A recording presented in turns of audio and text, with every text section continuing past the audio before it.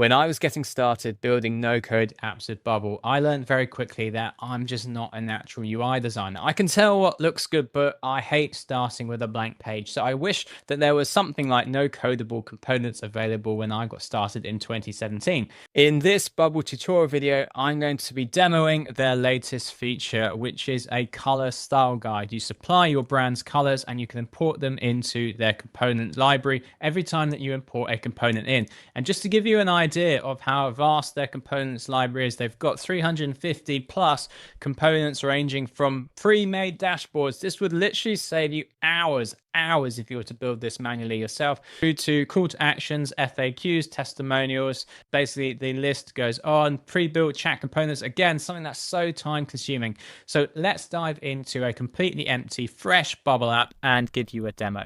In my opinion, the index page is a great page for a registration and a login form. So first thing we need to do is change the container layout to row.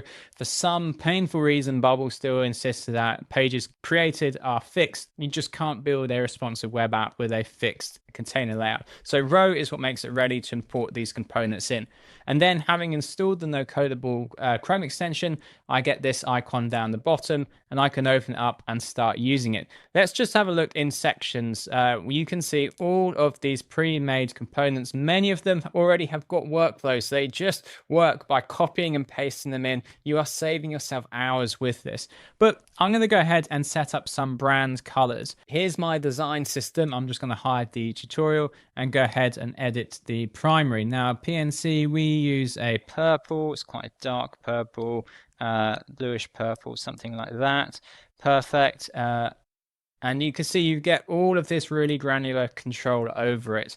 Let's make these a bit more of our kind of pastel green.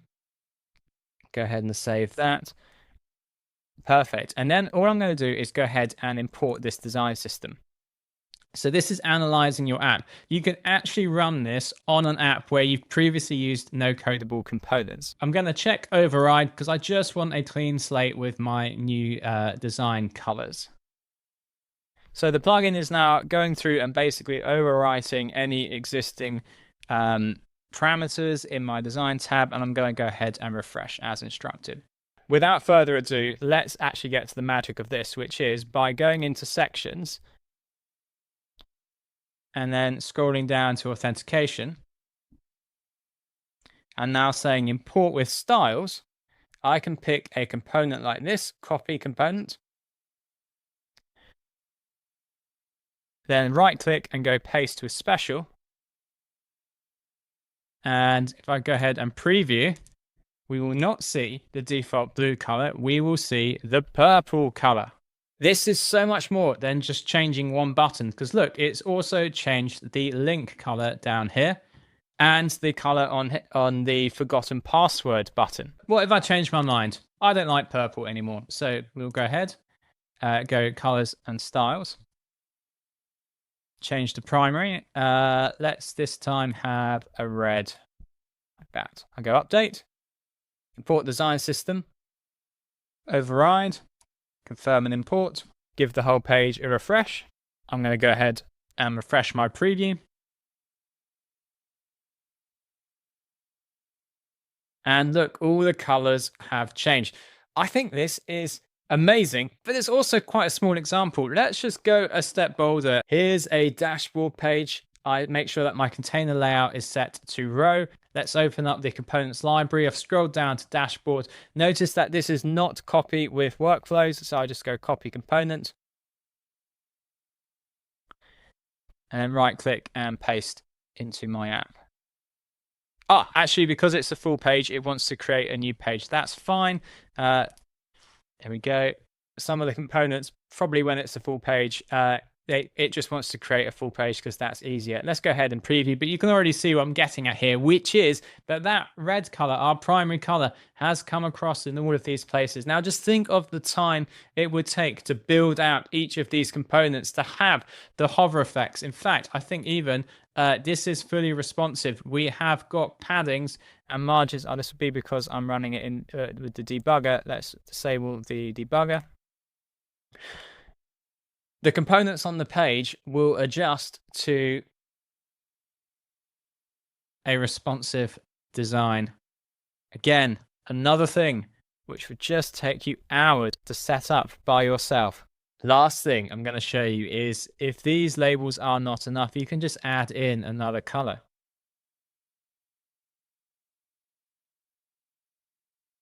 Let's give it a name. I'll call this highlight, for example.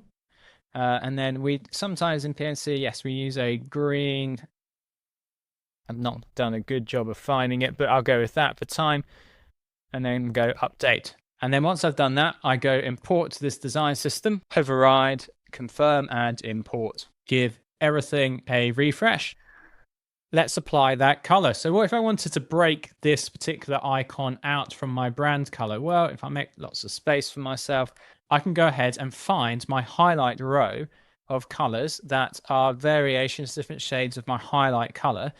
So I'll go ahead and pick one here and then pick another like that. And then that's the border. And then let's just add in for the main icon itself. Like nice dark green. But what if I wanted to change that? Well, let's go back into colors, design, get my highlight color, and let's say I wanted to go to a yellow. For some reason, I wanted to use the yellow. I'll go import this,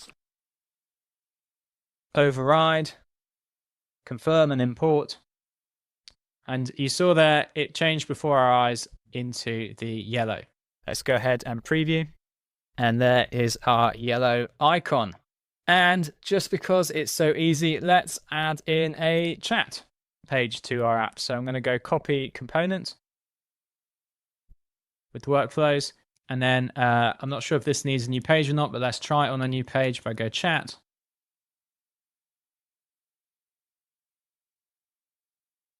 Make sure I set the layout to be row.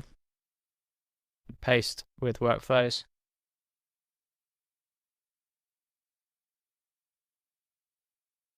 Demo that. Okay, I think this is one which needs to be. So I think it kind of depends on the most senior layer. What one's rows or columns? So let's try this as a column. I think that's better. Okay, and then just remember that this bottom bit is played up because I've got the debugger loaded. But look at how good this looks. In fact, it's even imported that color into the text bubble, into perhaps the status, into the buttons down here. If I go new chat, yep, there's my red, my primary color. Let's go ahead. Let's create another. What should we do? We shall do Kanban, something notoriously difficult to do with Bubble. I'll do copy component. Create a new page. With Kanban.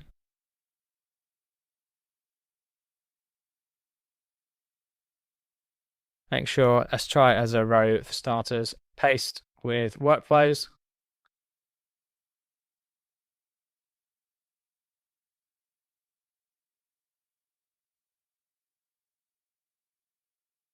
And it's not being shown by default because there are different views, but I'm sure if I go into preview,